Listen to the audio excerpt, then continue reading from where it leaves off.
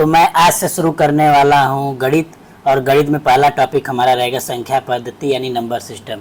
यह topic UP TET, C TET और other government exam जो टीचर से रिलेटेड हैं उसके लिए बहुत ज़रूरी है। तो पहला लेक्चर में हम बात करेंगे संख्या पद्धति के बारे में। इसमें हम कई प्रकार की संख्याएं पढ़ेंगे, जैसे प्राकृतिक संख्याएं, सम संख्याएं, विषम संख्याएं, भाज्य संख्याएं, अभाज्य संख्याएं और पूर्ण संख्याएं। हिंदी और इंग्लिश में हमारा कंटेंट रहेगा। तो चलिए शुरू करते हैं।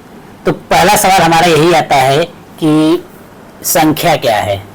आपसे बहुत सारे साथी जानते भी होंगे, यूज भी करते होंगे, लेकिन इसको डिफाइन कैसे करेंगे।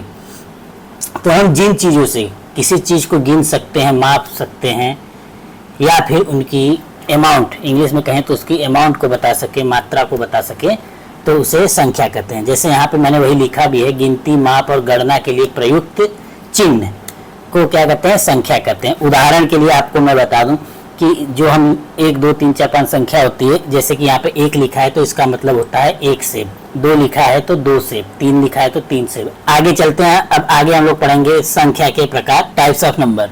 इसमें क्या है कि बेसिकली बहुत सारे प्रकार की संख्या है, तो जो हमारा सिलेबस में है हम उसी को पढ़ेंगे। हमारे सिलेबस में जैसे कि है प्राकृतिक संख्या, और फिर दूसरा हमारे में है सम संख्या, तीसरा हमारे में है विषम संख्या, चौथा हमारे में भाज्य संख्या, पांचवा है अभाज्य संख्या, छठा है पूर्ण संख्या, और सातवां है इंटीजर यानी पूर्णांक संख्या, और आठवां हमारा है परिमेय संख्या जो रेशनल नंबर होता है। इन सभी संख्याओं के बारे में बारी बारी पढ़ेंगे। इस लेक्चर में हम 1 से 6 नंबर तक की संख्याओं के बारे में पढ़ेंगे। तो चलिए शुरू करते हैं। पहला प्रकार का संख्या जो हमारा है प्राकृतिक संख्या यानी नेचुरल नंबर इंग्लिश में से कहते हैं। प्राकृतिक संख्या क्या होती है? हमारी वो संख्याएं जिससे हम गिनते हैं वो हमारी होती हैं प्राकृतिक संख्याएं, यानी हम कह सकते हैं गिनती की संख्याओं को प्राकृतिक संख्या कहते हैं, जो कि 1 से शुरू होती है और आगे बढ़ती जाती है।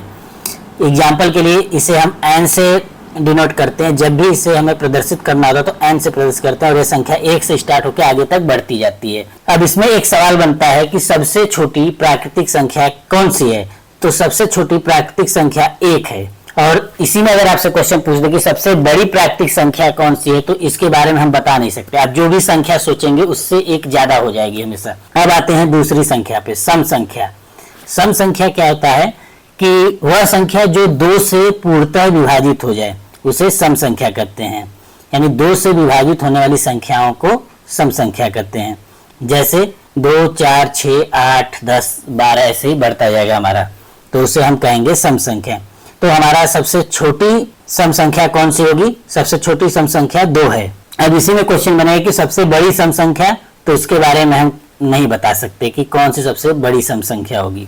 अब आते हैं आगे कि तीसरी जो संख्या हमारी विषम संख्या। विषम संख्या क्या होती है?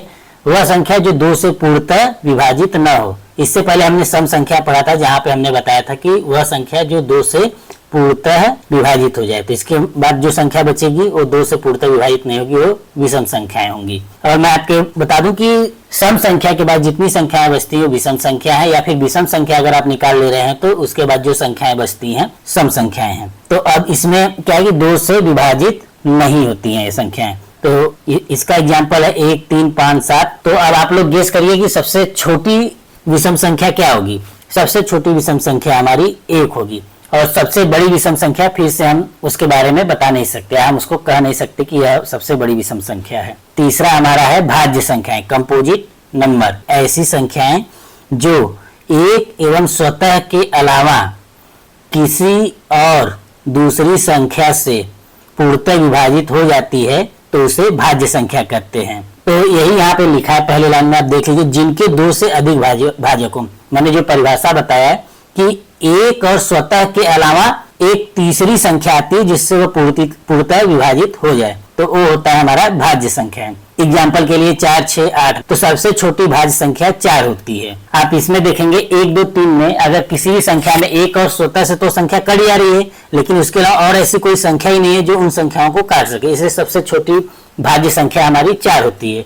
तो क्या इसमें अब आप लोग बता सकते हैं सबसे बड़ी भाज्य संख्याएं क्या होंगी? तो हम इसमें कहेंगे कि सबसे बड़ी भाज्य संख्याएं हम पता नहीं कर सकते। अगला टॉपिक है हमारा अभाज्य संख्याएं।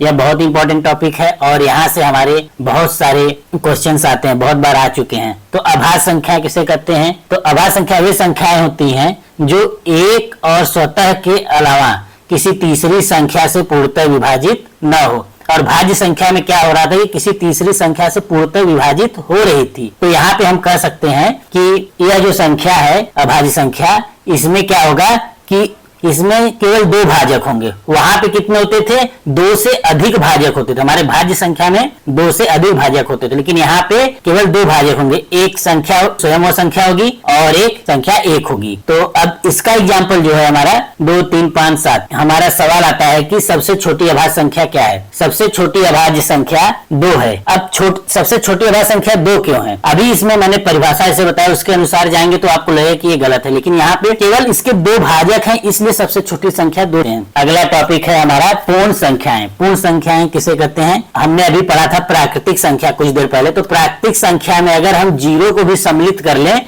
तो हमारी पूर्ण संख्या होती है। जो संख्या हमारा प्राकृतिक संख्या 1 से लेके आगे तक बढ़ती जाती थी, यानी गिनती की संख्याएं 1 से शुरू होकर बढ़ती जाती थी, अब इसमें पूर्ण संख्याओं में क्या करेंगे? हम यही संख्याएं 0 से लेके बढ़ाते जाएंगे तो हमारी हो जाएंगी पूर्ण संख्याएं। यानी प्राकृतिक संख्याओं में 0 को भी शामिल कर लें तो हमारी होंगी पूर्ण संख्याएं। अब इसका एग्जाम 0 से लेके बढ़ते जाएंगे, 0, 1, 2, 3, 4 ऐसे ही बढ़ते जाएंगे, और इसको W से रिप्रेजेंट करते हैं, ये ध्यान रखिएगा। सबसे छोटी पूर्ण संख्या, सबसे छोटी पूर्ण संख्या 0 है, ठीक, क्योंकि 0 से स्टार्ट हो रहा है। 0 यानी शून्य। इसका मतलब है कि कुछ भी न होना। 0 एक ऐसी संख्या है जो कुछ भी न होने को दर्शाती है। ऐसा नहीं कि हम कह देंगे कुछ नहीं। कुछ नहीं का मतलब 0 होता है। कुछ नहीं क्या है? मतलब वो चीज एग्जिस्ट ही नहीं करती। अब जैसे मैंने कहा कि अगर आपके पास 10 सेब हैं, अगर 10 सेब आप खा लिए तो फिर आपसे पूछा जाए कि आपके पास कितने सेब हैं, तो आप कहेंगे कुछ भी नहीं है, कुछ नहीं बचा, यानी उस कंडीशन आप कहेंगे कुछ नहीं बचा। तो वहां पे आप कहेंगे कि हमारे पास 0 सेब है। एक एग्जांपल में बच्चों को जैसे क्लास में